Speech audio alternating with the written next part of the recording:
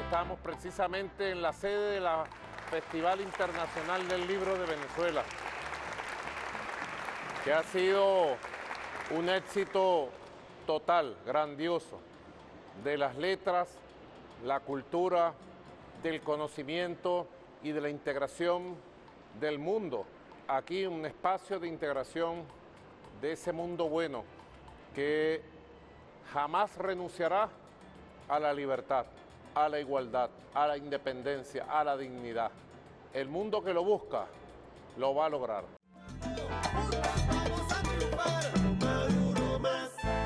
Lunes. A propósito de los 50 años del egreso del comandante Hugo Chávez de la Casa de los Sueños Azules, el presidente Nicolás Maduro lideró desde el patio de honor de la Academia Militar de Venezuela el acto con motivo al ascenso conjunto de 884 nuevos oficiales de la Fuerza Armada Nacional Bolivariana en sus diferentes categorías. Esta graduación solemne, donde ustedes, jóvenes militares, asumen su juramento y su compromiso de desarrollar una carrera militar impecable, deben sentir que se inspira en el hacer, en el decir, en el pensar de uno de los líderes militares más grandes después de nuestros libertadores, nuestro comandante Hugo Chávez Frías. Miércoles. Desde la urbanización 3 de junio de Higuerote, municipio Brión del estado Miranda, el presidente Nicolás Maduro encabezó el acto de reinauguración del Hospital Universitario General de Higuerote, una obra que beneficiará a una población de 9.630 habitantes, con el objetivo de seguir impulsando la segunda T y la cuarta T del Plan de las 7 Transformaciones. Aquí estamos disfrutando la entrega de este hospital en tiempo récord, reconstruido, recuperado, de paquete, porque juntos todo es posible. Le agradezco a los circuitos comunales, comunas, toda su participación. Aquí está el resultado. Ahora le toca a ustedes cuidarlo, que no falle nada. Todos los hospitales tienen un nombre simbólico y yo creo que esto se puede llamar a partir de hoy Hospital General de Higuerote, Gran Cacique y Goroto. Jueves. A su llegada al estado Mérida, el presidente Nicolás Maduro realizó un recorrido por las zonas afectadas debido a las fuertes precipitaciones ocurridas recientemente para supervisar las labores de atención y recuperación desde El Vigía hasta la capital andina. Venimos a supervisar personalmente, como siempre hacemos, todos los 82 frentes de trabajo que tenemos en Mérida. Estamos trabajando en todo el país por las lluvias. Eso solamente lo hace un gobierno que está organizado, que está planificado, que está conectado con el pueblo, apoyando, solidarios como siempre somos, llevando el alimento, la medicina, salvando vidas, reconstruyendo.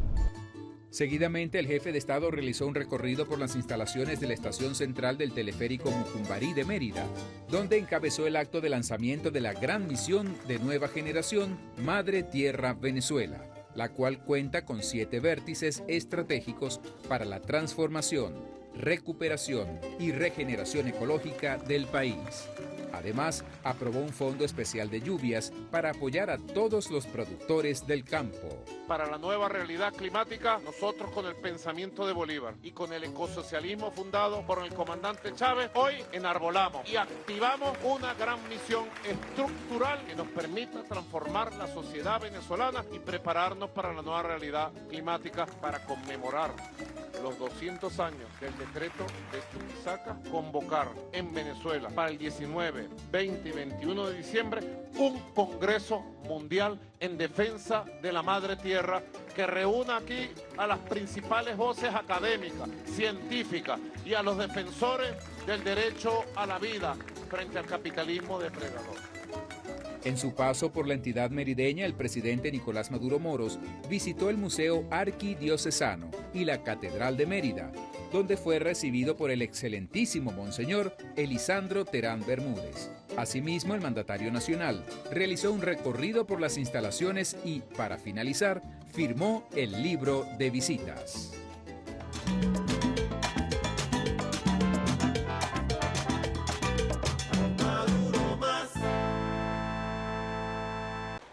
Saludos, muy buenas noches, bienvenidos a Zona Digital en Con Maduro Más. Buenas noches, presidente, ¿cómo está? Bueno, aquí, siempre en combate. Siempre listo. Vamos a iniciar entonces nuestro recorrido informativo. Empezamos, por supuesto, por nuestra sección de internacionales. Nuestro primer portal que revisamos en Zona Digital, fiscal Saab acusa a Bukele de ser el líder supremo de las pandillas. Esto lo ha dicho, además de ser el máximo dirigente de las maras, por un reporte que sacó el diario New York Times, en el que evidenciaba algunas transacciones que han hecho tanto el gobierno de Estados Unidos como Nayib Bukele para favorecer a estas pandillas. Lo de Nayib Bukele, en la historia breve de El Salvador, no tiene cómo aguantar realmente. Él se ha llenado de violaciones seriales de derechos humanos contra el pueblo salvadoreño.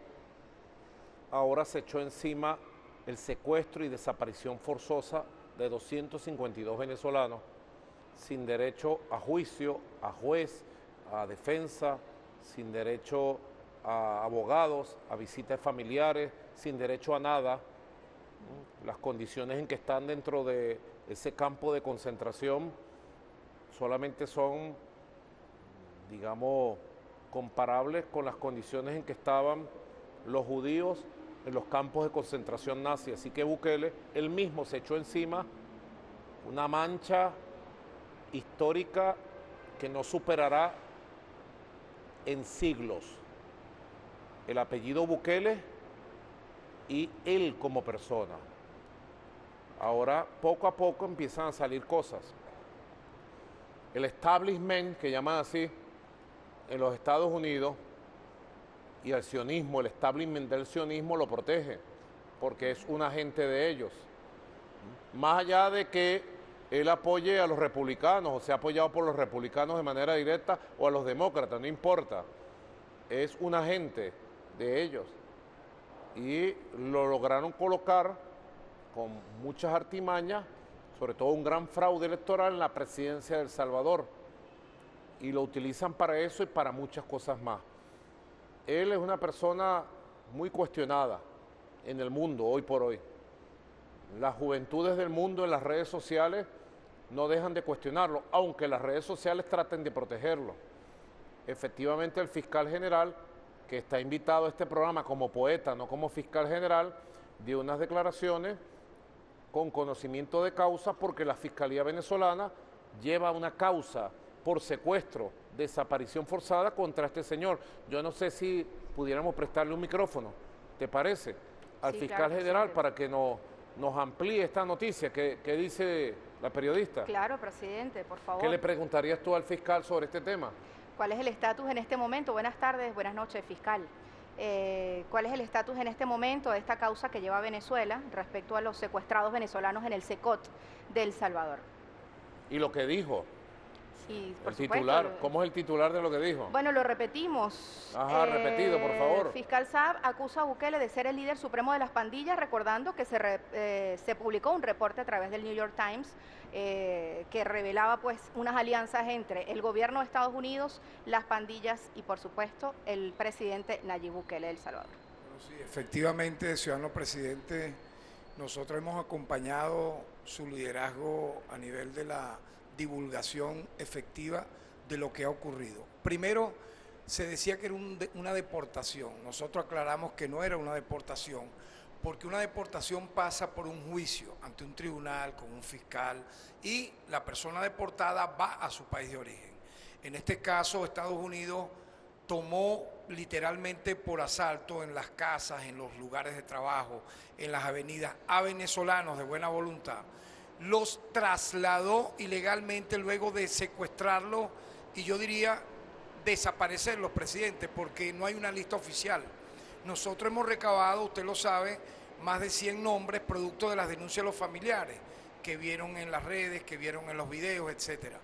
Pero lo real es que están desaparecidos de manera forzada, violando el Estatuto de Roma, las convenciones de derechos humanos regionales e internacionales. Pero más allá de ello, ahora se revela que este secuestrador, que este tirano, que usted bien lo ha dicho, él es una mezcla de Hitler con Netanyahu y con todo lo peor que Mussolini, de Franco, o sea, pero él quiere dársela que es cool, que los medios, que TikTok, pero ya esa máscara se le cae. porque el New York Times, no estamos hablando aquí ni el diario OEA ni Correo del Orinoco, el New York Times ha revelado con lujo de detalles que él transó con el gobierno estadounidense para que los pandilleros más peligrosos de las maras salvatruchas fuesen trasladados a El Salvador. Que estaban presos en Estados Unidos. Que estaban presos con condenas brutales por ser criminales. Unos delincuentes horribles, además. Que recordemos que las maras salvatruchas operan en el mundo. Y fueron formados en Estados Unidos. Totalmente. Estos delincuentes no son delincuentes formados en El Salvador, sino formados en Estados Unidos. Correcto. Ellos nacen como mafia en Estados Unidos y se dispersaron en el planeta. Entonces el acuerdo era para que él tenía mucho temor que en las audiencias estos líderes de los maras salvatruchas revelaran el pacto secreto, que ya no es secreto, hay entre Bukele, que es un criminal, que es un dictador, y esta mafia. Claro, porque en Estados Unidos hay juicios en pleno desarrollo donde estos delincuentes eran testigos contra este señor Bukele. Bueno, es lo que entiendo del artículo. Totalmente, ya lo que era una verdad voce, usted sabe que en El Salvador, no solamente el FMLN, cualquier ciudadano de a pie denunció y reveló que efectivamente existe ese pacto que ya no es secreto, para supuestamente él tener un país en paz, una convivencia, etcétera. Entonces es el doble rasero que nosotros denunciamos en esa declaración. Entonces yo creo que esto último que ha revelado el New York Times, presidente, nos da impresentable. Una razón absoluta a todo lo que se ha dicho, a todo lo que se ha denunciado. Correcto. Y yo creo que es hora de que el mundo despierte y yo diría aísle absolutamente a este sátrapa centroamericano, lo aísle. Bueno, mejor imposible. Con el propio poeta que está invitado como poeta aquí, pero que es fiscal además.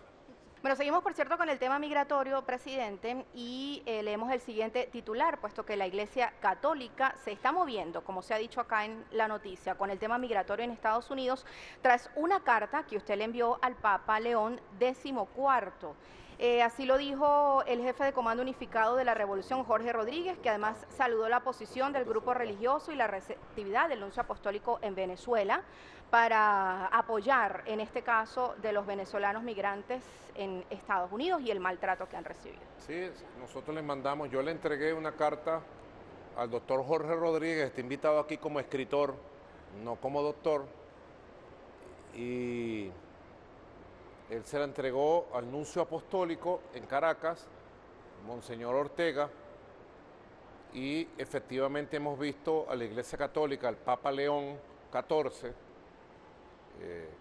que es una alta autoridad moral del mundo, pudiéramos decir, ha heredado la alta autoridad moral del Papa Francisco. Y él, bueno, ya se ven algunos hechos. Son 31 niños y niñas secuestrados en los Estados Unidos. Algo nunca antes visto. Son 252 trabajadores migrantes secuestrados y desaparecidos sin derecho a la defensa en El Salvador.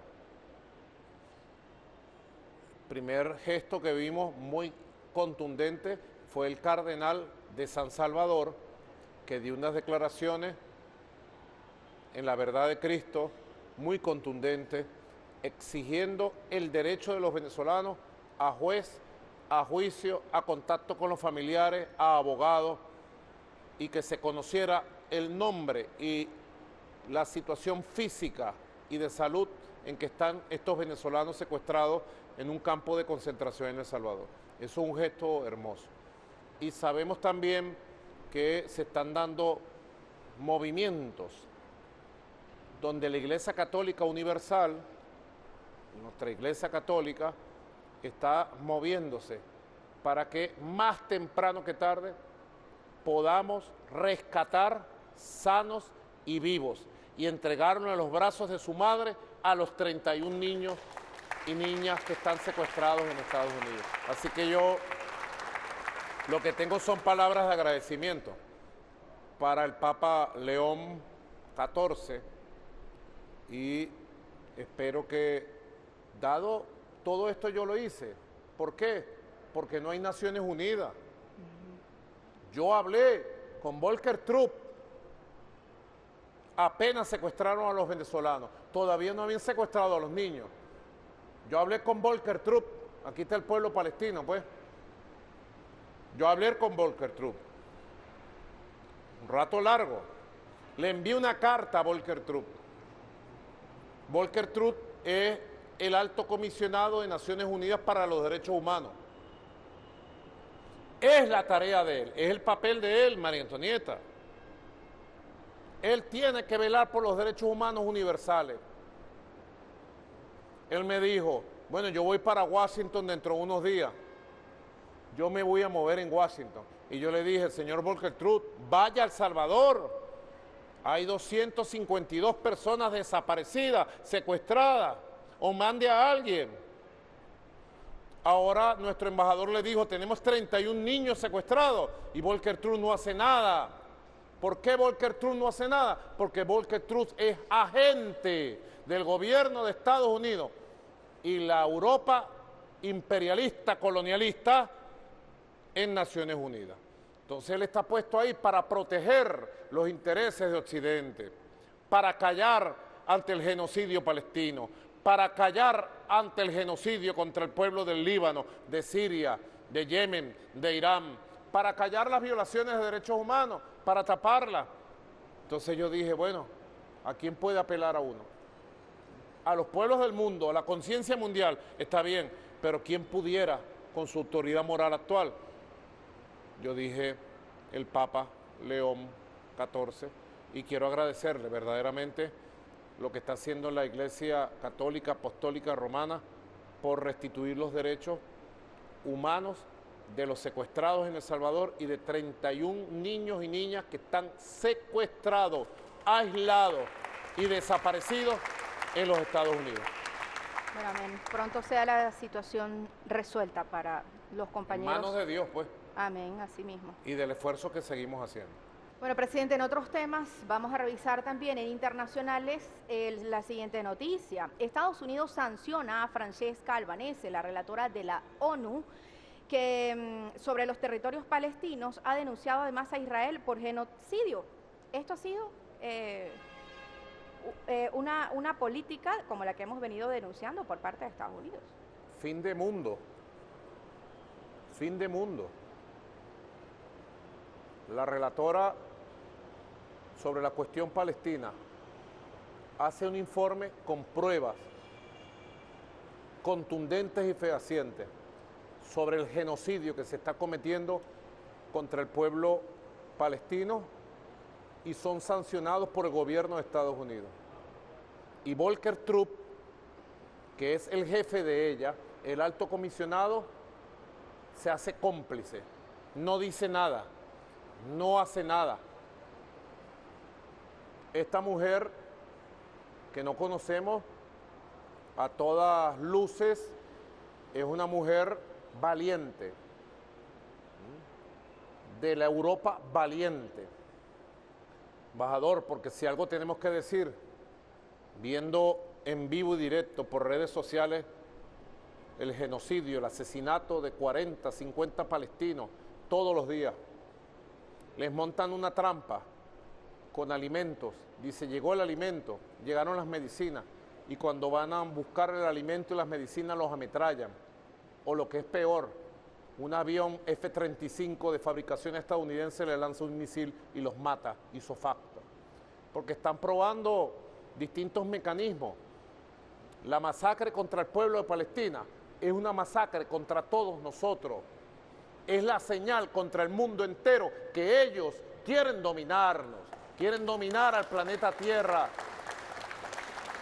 Es una masacre como efecto de demostración para que los pueblos del mundo nos rindamos. Pero está ocurriendo lo contrario. La conciencia y los movimientos sociales que se levantan en Estados Unidos, en Europa, son gigantescos. En Asia, en África, en América Latina. Recientemente vi una encuesta, embajador, El 72% del pueblo estadounidense apoya al pueblo palestino. Primera vez en la historia. 72% del pueblo estadounidense. Y esa conciencia surgida del dolor, del sufrimiento, de la protesta, a veces pudiera verse silenciada por la represión, pero de allí, como un río que busca su cauce, esa conciencia buscará su cauce. Y los criminales de hoy pagarán en el futuro. Y los cómplices del genocidio de hoy pagarán también en el futuro. Ustedes verán. Y jóvenes como esta muchacha, Francesca se llama, y jóvenes defensores de derechos humanos como esta Francesca Albanese, trascenderán en el futuro. Serán las héroes de la nueva humanidad hacia el futuro. Bueno, Palestina sostiene la moral y la esperanza de la humanidad, presidente. Vamos con la siguiente nota. Lavrov, la amenaza rusa es un completo disparate, lo dice citando además al presidente Vladimir Putin, quien indicó que los políticos europeos están utilizando la supuesta amenaza rusa para mantener obediente a la gente y no permitir que estallen protestas. ¿Qué tal el café? Muy bueno, presidente. ¿Verdad? Nos podemos tomar otra taza. Yo creo que un poquito más, no mucho, un poquito más. Fíjate, es una misma guerra, porque es una guerra geopolítica. Hay algunos que dicen, no, hay que evitar la Tercera Guerra Mundial. Estoy de acuerdo. Hay que evitar que se expanda, pero la Tercera Guerra Mundial ya arrancó. ¿Ah? Estamos viviendo ya una tercera guerra. ¿Y para qué es esta tercera guerra? Para imponer el dominio nazi-sionista, imperialista de todo Occidente. Esos que pelean entre Estados Unidos y Europa, no se lo crean. Los objetivos son los mismos. Ellos quieren destruir a Rusia, destruirla, desgajarla, acabarla de raíz. Ellos quieren destruir a China como gran potencia milenaria de paz, de cooperación. Pero para llegar a Rusia y llegar a China, primero tienen que destruir a Palestina, Líbano, Siria, Irak, intentar destruir a Irán para llegar y tener el camino abierto para acabar con China en sus planes malévolos que jamás se cumplirán y tener el camino abierto para convertir la guerra de Ucrania en la gran guerra europea que pudiera llegar a ser una guerra nuclear. Así que es una locura. Y a nosotros lo que nos toca en la humanidad es ir desmontando como quien desmonta un campo minado. Tú tienes un campo minado aquí, ¿verdad? Y tienes que pasar por él. Entonces tienes minas aquí, aquí, aquí y aquí, ¿verdad? Entonces tienes que desmontar el campo minado de la guerra europea contra Rusia en Ucrania. ¡Pum! Y hacer un acuerdo de paz. Tienes que desmontar el campo minado del genocidio palestino. ¡Pum! Y hacer un acuerdo de paz, ¿verdad? Tienes que desmontar el campo minado de la agresión al Líbano, Siria, Irak e Irán. ¡Pum! Y hacer un acuerdo de paz global de la humanidad. Y tienes que exigir el respeto a el principio mundial, reconocido por Naciones Unidas de una sola China. ¡Ping! Y desmontar la amenaza que quieren montar con Taiwán y los aliados de Estados Unidos en la región del Asia. Es la visión geopolítica que tenemos desde Venezuela. Por eso es que Venezuela tiene voz fuerte. Nosotros no seremos una potencia militar, ni económica, ni financiera, pero sí somos una potencia bolivariana porque tenemos voz, decimos la verdad del mundo.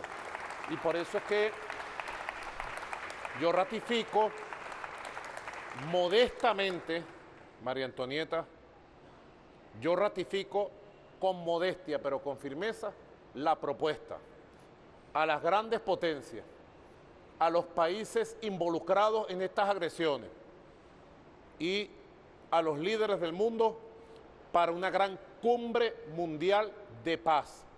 La paz en el mundo no la va a hacer ni Estados Unidos ni Israel. La paz en el mundo la van a hacer los países que necesitamos y queremos paz.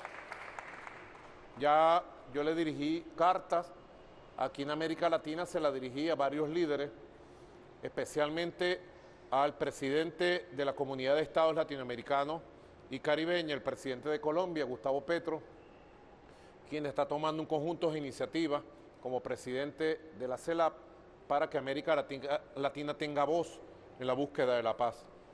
No es que vamos a evitar la Tercera Guerra Mundial. Lo que vamos a evitar es que se expanda una Tercera Guerra Mundial que ya está en pleno desarrollo.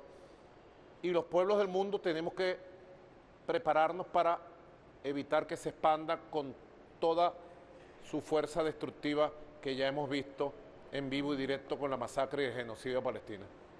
Muy bien. Presidente, punto final a Zona Digital por el día de hoy. ¿Punto final? Punto final. Bueno, está bien. ¿Quién dice que es punto final? ¿Ah? ¿Tú dices que es punto final? Entonces punto final. Bueno, estuvo bastante animada. Muchas Te gracias, felicito. presidente. Bueno, y ahora vamos al segmento de la Feria Internacional del Libro con Maduro Más Cultura. Adelante. Vamos a triunfar, Maduro más. Lo que persigue y cuyo fin último es ratificar, crear y reforzar la conciencia patria de los venezolanos, pero además de eso también para que nuestra juventud conozca en detalle cuáles fueron los esfuerzos trascendentes, humanos, espirituales, físicos y morales, por lo cual seguimos luchando, que es la independencia, la soberanía de nuestro país. Muestra la diversidad que esta Feria Internacional del Libro de Venezuela tiene en los temas, en los diferentes tipos de lecturas que puede hacer nuestra gente y todo lo que va a venir a conseguir aquí. Enriquece no solo desde el punto de vista de poder leer la literatura, sino también acercarse a las culturas de los pueblos del mundo. Los niños que están aprendiendo a leer y escribir y en el proceso lector deben tener el libro de papel para su proceso formativo de lectoescritura. Para ello vamos a hacer todo el trabajo posible para que tengamos libros para todos los niños y las niñas. Con el libro te viene la sabiduría, la tranquilidad, el respeto, que es muy importante para la comunicación entre la gente. Maduro más. Gracias, señor presidente. Bueno, usted lo ha dicho, rotundo éxito el de la Feria Internacional del Libro de Venezuela, aquí en los espacios de la Galería de Arte Nacional, y ese fenómeno urbano que tenemos enfrente, que es la Plaza de la Juventud, que es un fenómeno caraqueño. Usted viene con feria y sin feria y esa plaza está llena de familias, pero cuando le agregan la feria y con nuestro país invitado de honor y con nuestro estado venezolano invitado de honor, que es la Guayana, Esequiba, con nuestros escritores y escritoras homenajeados, con todas las editoriales que participan, oye, la cosa ha sido un fenómeno de 10 días y a uno le queda la sensación agridulce de que se cumplió la tarea, pero hubiese querido que durara más. Sin embargo, nos consolamos con que ahora vamos a recorrer todo el país, señor presidente, según instrucciones suyas, con los capítulos regionales de la 21 Feria Internacional del Libro de Venezuela, y vamos a comenzar por la Guayana Esequiba. Así que vamos a toda Venezuela con esta misma feria. Lo otro que le quiero resaltar es que aquí en los espacios de la Galería de Arte Nacional funcionó tan bien el stand de Venezuela, mejor dicho, el pabellón venezolano, que la librería se queda. Vamos a dejar aquí instalada una librería y le vamos a colocar el nombre de una mujer, de una artista, que es artista plástica, Elsa Morales, y además es poeta. Así que bienvenidos todos y todas a la librería Elsa Morales, de Librerías del Sur, aquí en la Galería de Arte Nacional. Quiero reconocer el trabajo del viceministro Raúl Casal al frente del Centro Nacional del Libro, toda la plataforma del libro, de las editoriales y las instituciones vinculadas al ecosistema del libro y la lectura, a las editoriales privadas e internacionales que nos acompañaron, a los trabajadores de este templo del arte venezolano, que es la Galería de Arte Nacional y la Fundación Museos Nacionales, que tiene unas joyas extraordinarias que funcionan muy bien en combinación con el libro. Y la alcaldesa de Caracas, Carmen Meléndez, nos ha anticipado que la Feria del Libro de Caracas bien funcionaría aquí. Así que abrimos los espacios también de la Galería de Arte Nacional y de la Plaza de la Juventud para la próxima Feria del Libro de Caracas que organiza Fundarte, organismo adscrito a la feria, a la Alcaldía de Caracas. Tenemos aquí, presidente, los libros más vendidos de esta feria. ¿Qué será? ¿Cómo quedó la cosa? Hasta ahora, y los resultados dicen que son irreversibles. ¿Son irreversibles? Son irreversibles hasta ahora, a menos que en los próximos minutos alguien compre un montón de libros que están todavía a la venta. Un tren viaja al cielo de la medianoche, de Tarek William Saab. ¿El más vendido? El más vendido. ¡Coño! Un libro de Badel Poeta, Hermanos y de Mundial verdad que es una Editores. poesía que yo no sabría cómo calificarla, ¿no? Por aquí lo vi. Por aquí lo vi. No es que yo lo tengo. ¿Dónde está? Ah, vamos a ver. Correcto. Gracias, Rosiné. Mira, aquí está. Un tren viaja al cielo de la medianoche. Trabajo exquisito. ¿Qué nos dice el poeta? ¿Cómo se siente el poeta, el escritor, el hombre de sueños, el hombre sensible, siendo el libro más cotizado y más vendido en la Feria Internacional del Libro de Venezuela? Bueno, presidente, en primer lugar, agradecer al equipo que lo acompaña en el Ministerio de la Cultura, a los organizadores de este evento, que yo siempre lo digo y cada vez que puedo lo repito, no es usual en el mundo que un presidente, que un jefe de Estado inaugure una feria del libro. Usted ve que eso se lo dejan a un funcionario burócrata de la cultura. En cambio, en Venezuela, el presidente Hugo Chávez y el presidente Nicolás Maduro son los que inauguran la Feria del Libro de Venezuela. Eso merece un gran aplauso porque le da majestad, le da preponderancia, convierte a la Feria del Libro en un asunto de Estado. Y por ello quisiera comenzar mis palabras de esa manera, porque la cultura es la reserva moral de la humanidad. La reserva moral de la humanidad descansa en sus artistas, en sus poetas, en sus escritores, en sus filósofos, en sus escultores, en sus pensadores, en sus historiadores. ¿Y cuál es la consecuencia de ello? Los libros. ¿Dónde busca la gente eso? En los libros.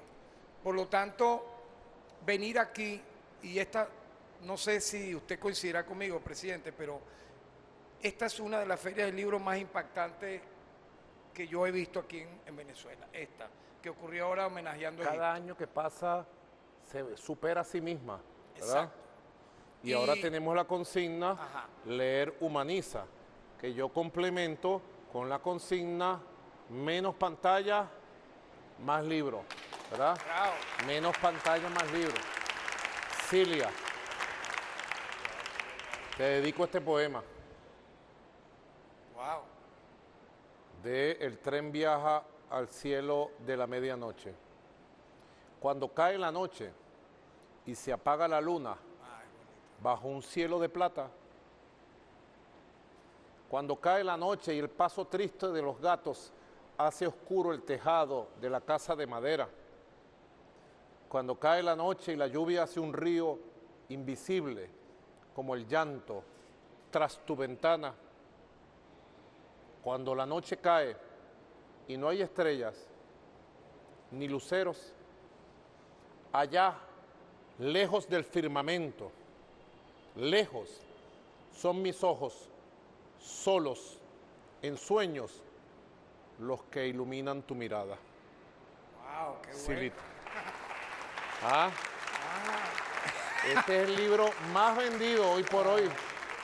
Bueno, presidente, estamos muy contentos por este logro que, fíjese, nosotros publicamos esta vez 2 biografías sobre Bolívar. Una biografía como tal, una biografía política de Simón Bolívar, y otra un ensayo que refiere a Bolívar, y podríamos decir que con palabra de él hemos logrado la mayor suma de felicidad posible, porque todos los lectores, el público que se acercaba a la Feria Internacional del Libro de Venezuela en esta edición, pues estaban felices, contentos, alegres, porque se encontraban con el libro, como usted dice, físico. Era una versión diferente de salir de las pantallas y encontrarse con los amigos, con el debate, y allí estuvimos generando un encuentro. Generamos un encuentro con lectores, escritores, editores, que nos permitió debatir, además de presentar sus libros, además de presentar sus sus obras, debatir sobre el tema de la lectura. Usted nos dio un objetivo el día de la inauguración que está resumido en este folleto que presentamos en la feria con el vamos al ataque por una revolución del libro y la lectura. Nos hizo este mensaje, nos dio este mensaje y nosotros acatamos inmediatamente y reunimos a los editores, a los escritores, a los que forman parte del plan de lectura Manuel Badel. Entonces, en ese ámbito estuvimos discutiendo, estuvimos conversando, inclusive estuvo el Ministerio de Educación con su viceministra Magali Viñas, allí trabajamos sobre todo cómo empezar a accionar para tener un plan nacional de lectura con libros y con lectores. Realmente, presidente, yo creo que a estas alturas de Revolución Bolivariana ya podemos decir que se ven los frutos del inmenso énfasis e ímpetu que pusiera el comandante Chávez desde los comienzos de la Revolución Bolivariana y el desarrollo profundo que usted le ha dado al proceso de la lectura, al proceso de alentar a los escritores desde muy jóvenes, porque es absolutamente evidente el inmenso auge que ha tenido la lectura en Venezuela en Revolución. Primero, por la cantidad de librerías con las que cuenta Venezuela. Segundo, por la cantidad de ediciones que a diario aparecen de nuevos narradores, de nuevos poetas, de ensayistas, de cronistas. En tercer lugar, por cómo hay cada vez más autores que revisan nuestra historia desde unas ópticas completamente nuevas y que nos permiten proyectarnos hacia el futuro en esa nueva lectura de la historia patria, de la independencia, del Libertador, de Antonio José de Sucre, de José Félix Rivas, de Francisco de Miranda. En cuarto lugar, estas ferias, porque yo recuerdo aquellas ferias del libro que ocurrían en Venezuela en los tiempos de la Cuarta República, y eso no eran ferias del libro, eran ferias de cajas registradoras, eran ferias de mercachifles. Ahí las hacían en Pro Venezuela, yo me acuerdo. En la zona rental. La zona rental. Eran ferias de las editoriales principalmente, eran ferias para que las editoriales pudieran vender a unos precios prohibitivos los libros en Venezuela. Sí, uno iba y realmente el acceso era leer el libro ahí. Uno se quedaba 3-4 horas para más o menos saber de qué trataba el libro, porque era difícil comprar un libro. ¿De qué sirve editar un libro que no puede ser leído porque no puede ser comprado? Eso es algo completamente diferente en esta Feria del Libro, en la Feria del Libro de Caracas, en las bibliotecas del sistema de bibliotecas de Monte Ávila, Librerías del Sur, el Ministerio de Cultura, etcétera. Yo creo que además aparece una nueva, no una nueva generación, pero sí un resurgimiento de la literatura venezolana. Tengo la certeza de que cada día aparece, hasta ahora el Festival Mundial de Poesía, y hay una inmensa cantidad de poetas jóvenes venezolanos y de poetas consagrados que están publicando. Luis Alberto Crespo, en la Juventud Eterna en la que está, acaba de publicar un libro. Se acaban de publicar la antología de los somaris, o todos los somaris de Gustavo Pereira, Antonio Trujillo, y junto con los ya consagrados y junto con los grandes profetas de nuestra poesía venezolana, está también la sangre nueva de las poesías, de la narrativa, de la crónica, del ensayo. La verdad es que solamente en Revolución se pudiera haber visto un auge del libro como el que vemos en Venezuela. Yo quisiera, con su permiso, si pudiéramos nombrar los otros más vendidos. Ah, aquí bueno, están los autores. correcto. Bueno, nada más habías nombrado el primero. Así es. Eso es algo justo, pero es injusto a la vez. Así es. ¿Qué más tienes ahí? Trilogía del desamor de Nah, Miguel Ángel guará, Pérez, le ganaste Pérez a Miguel Pirela. Ángel Pérez Pirela. Eso sí es un logro, ¿viste? Porque creo que Miguel Ángel fue el más vendido de la vez pasada, ¿no? O de una de las ediciones pasadas. Fue Jorge. Ah, mira, vale, aquí están los más vendidos, los más cotizados. Los chicos más cotizados, el jet set caraqueño. ¿Ah? Primero lo compartí con el presidente de la Asamblea Nacional y ahora con el fiscal general de la República. Mira, vi tu presentación del libro, lo que además es una fiesta, ¿no? La presentación de cada libro, los presentadores, los comentarios, el público asistente y todas las cosas que surgen de allí. Miguel Ángel. Sí, presidente, cada feria es mejor que la anterior. porque al fin y al cabo la soberanía, antes de ser tecnológica, antes de ser farmacéutica, antes que ser incluso científica, es la soberanía del alma. Y con cada libro que se escribe, nosotros vamos bordando la soberanía de esta patria. Hubo momentos donde el bloqueo y las sanciones arremetieron muy fuertemente, y eso se veía incluso, hay que decirlo también en nombre de la autocrítica, en los pasillos de las ferias del libro.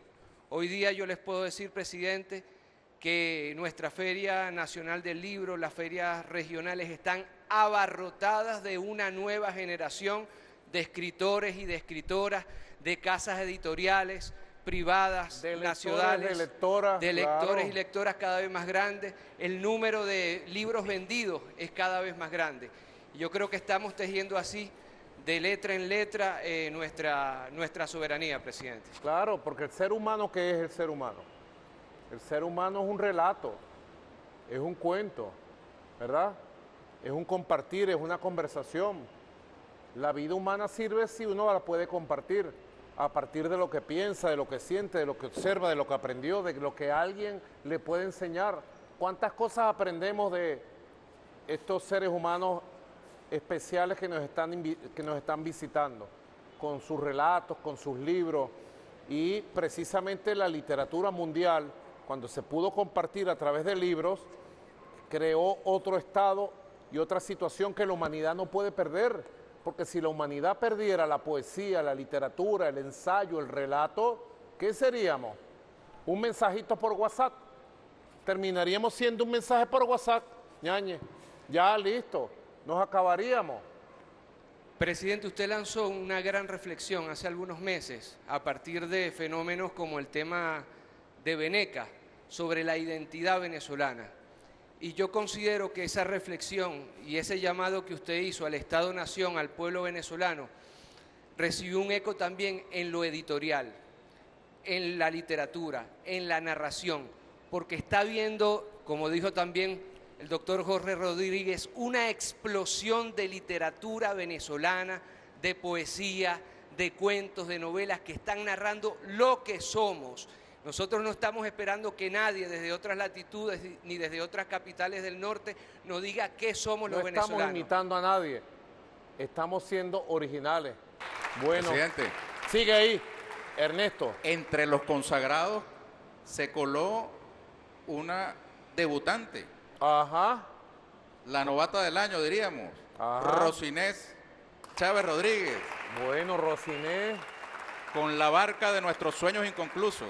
Estoy buscándolo por aquí porque yo traje el que ella me regaló en Mérida. Confieso que yo ya lo había leído, lo volví a leer. Rosinés. Ella lo tiene en su mano, presidente. Ese libro conmovió nuestro cimiento porque habla a nombre de Cilia también. Cilia lo leyó esa misma madrugada que nos lo regalaste, Rosinés. De verdad es una poesía trabajada con honestidad, con sencillez, pero sobre todo con una gran capacidad expresiva de esta muchacha que nace a la poesía y a la literatura. Rosinés, ¿cómo te has sentido con el libro? Te vi contenta y emocionada en la presentación del libro. ¿Qué me cuentas, Rosinés? Bueno, presidente, primeramente yo sumamente agradecida porque haber podido presentar este libro que en realidad tenía mucho tiempo escondiendo, haberlo podido presentar en este espacio tan bonito, en este espacio tan especial, realmente para mí fue un regalo.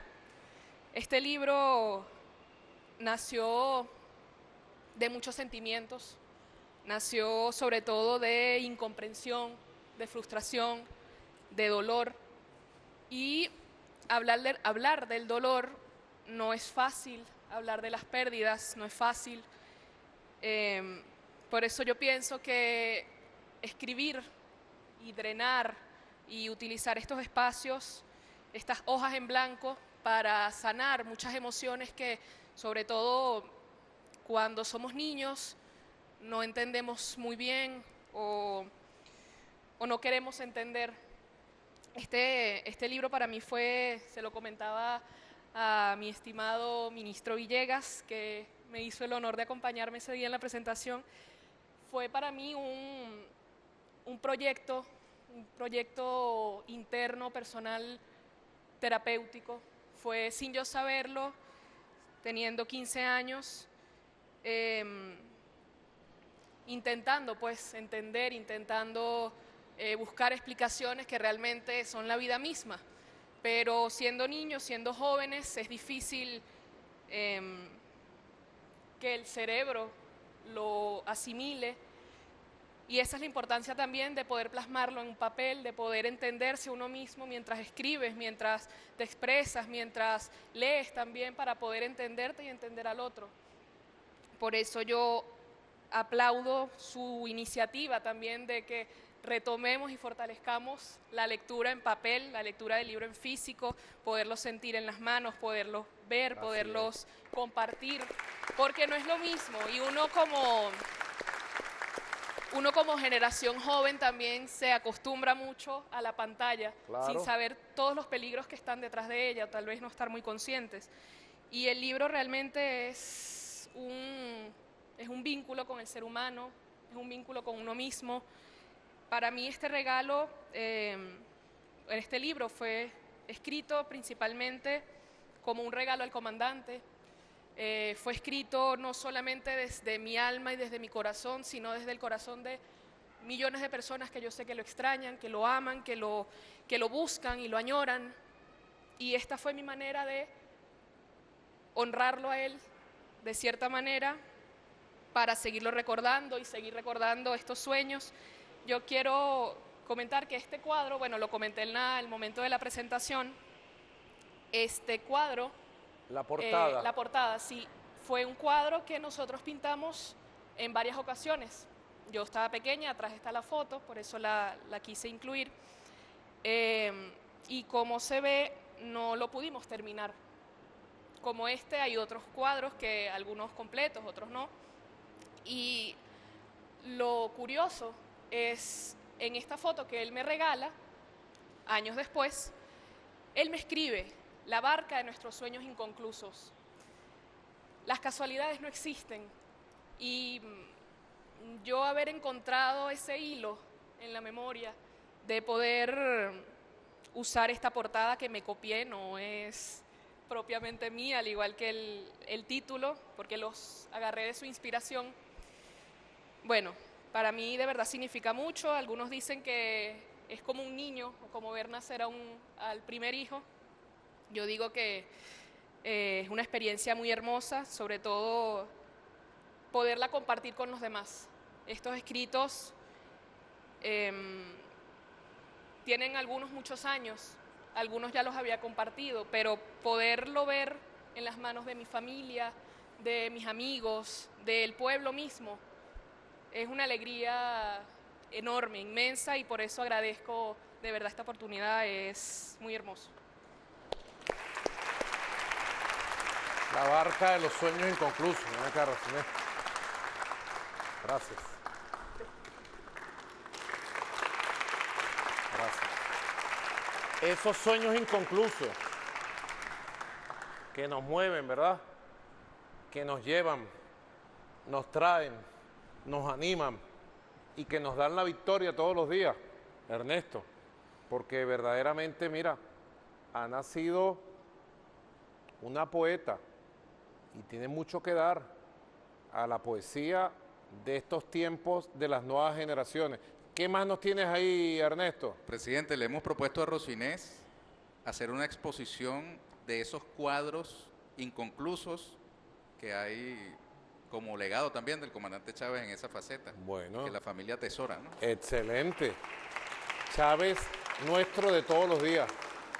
El Chávez vivo, el Chávez que nos acompaña. Ahora ha empezado y promete ser un gran festival, el 19 Festival Mundial de Poesía.